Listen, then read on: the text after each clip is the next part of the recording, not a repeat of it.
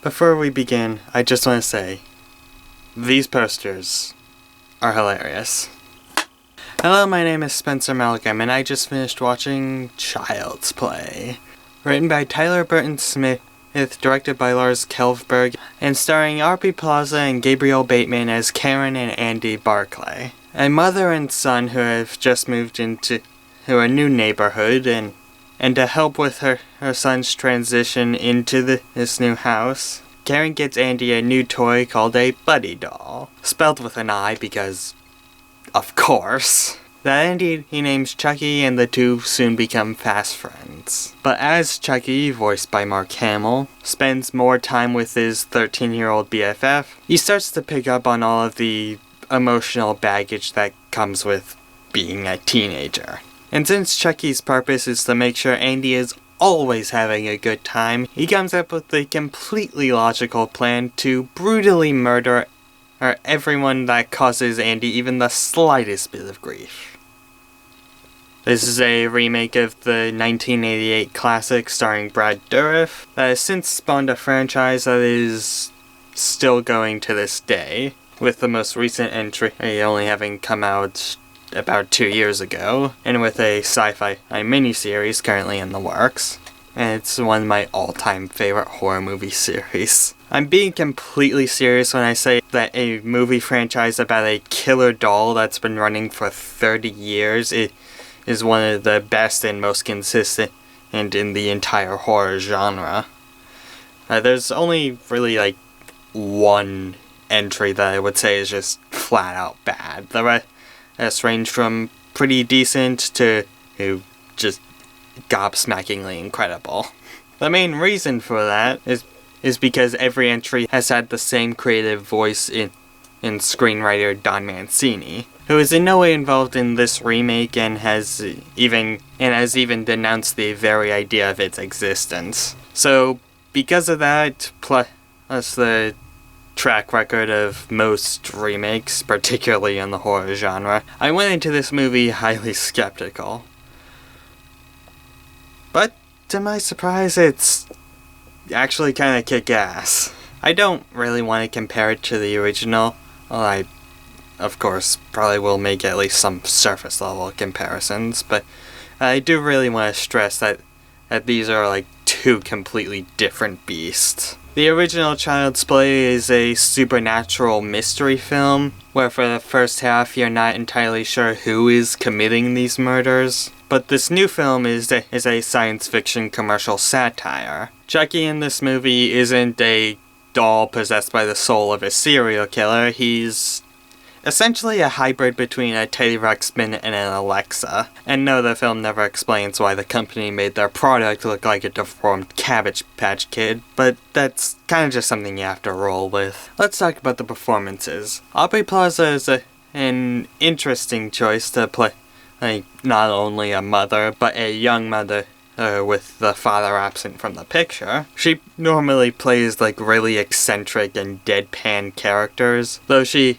has a lot more range than people seem to give her credit for. So I was excited to see her kind of break from that role in a more mainstream movie. And yeah, she's pretty great in the movie. There are some elements of that persona that she's kind of built for herself over the years, but in this version she comes off more as a realistic person than as an exaggerated character. Gabriel Bateman's also really good as this film's version of Andy Barclay. He did a really good job at portraying the bond that his character forms with this Chucky doll. And it made it at least somewhat believable that he doesn't just immediately throw the doll in a trash compactor when it starts to show signs of being off in more ways that are just glitching. After the first major kill, he does go, yeah, I need to get rid of this thing. But leading up to that, his performance did a great job at selling the relationship between him and Chucky. In the original film, Andy was the tender age of 6, whereas in this one, he is 13. Now, you may be asking yourself, why would a mother in modern day get her teenage son a doll? And I was wondering the same thing and really worried that the film would come up with some stupid, out-of-touch explanation for why Karen and got Andy the toy, and for him to eventually accept it. But the film does find a pretty understandable and actually kind of cute reason for it, and where it's kind of meant to be a sort of like joke gift. But Brian Tyree Henry plays this movie's version of Detective Mike Norris, who in the original was a man who gunned down the serial killer whose soul ended up possessing the Chucky doll. But since the whole serial killer aspect isn't a part of the movie, in this version he is the Barclays neighbor. And he is also great in this movie. He plays him as this guy that tries to be like this cool, fun cop, but ends up coming off as kind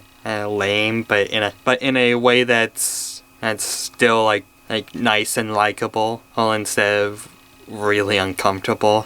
Oh, and the scenes with him are just hilarious. And he has two new friends in this movie, and yes, it's pretty obvious that they're in the movie because Stranger Things was really popular. They did come off as rather annoying when they were first introduced, but after the killing started, their characters did get much better. A lot of the supporting cast actually is surprisingly more fleshed out than I figured it would be for a movie like this. There's this electrician that pops up periodically throughout the film, and his character takes an interesting turn. There's a fun subplot that develops with Detective Mike's mom. Pretty much every character in this movie has like some neat little twist to them. The script is incredibly tight and surprisingly pretty smart and funny. I was expecting this movie to have a rather dark and serious tone, but it has a really like fun and just lighthearted for a horror movie vibe. Similar to the later entries in the original franchise, it's not like a flat-out comedy like Bride or Sea of Chucky, but it doesn't take itself completely seriously. Also, the script does a great job at conveying information with little to no dialogue. Probably the best example is this scene involving a photograph. You'll know it when you see it. I only really have two main problems with the script. One has to do with Chucky himself, which we will get to when I talk about him. And the other takes place when Andy and his friends find out about Chucky's first big kill. In that scene, Andy asks the pretty logical question of, should we tell the police? And his friend gives this seemingly also logical response.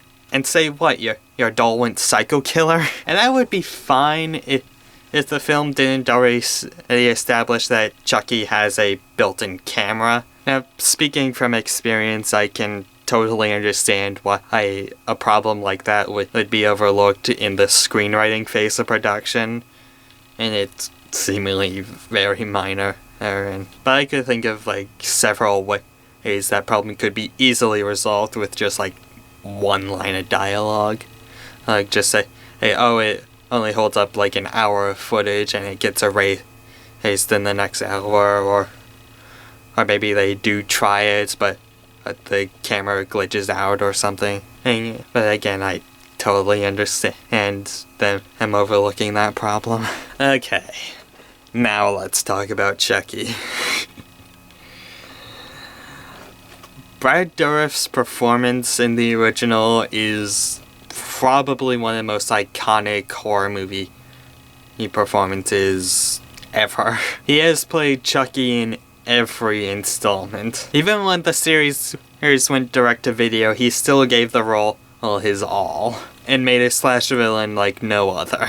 Brad Dourif just is Chucky. The personality of that character is so entwined with his voice and performance that you just cannot replicate that with someone else. But if I was to do a remake of Child's Play and I couldn't get Brad Dourif, Mark Hamill is who I would get. When it was announced that he would be playing Chucky in this version, and I thought to myself, regardless of how this movie turns out, Mark Hamill is going to fucking rule. And yeah, Mark Hamill fucking rules. It's it's clearly a different version of Chucky. He brings to this version something I never thought I would say for a slasher villain, and especially Chucky, and that's kind of a sense of innocence. To some extent, you almost feel sorry for him at times.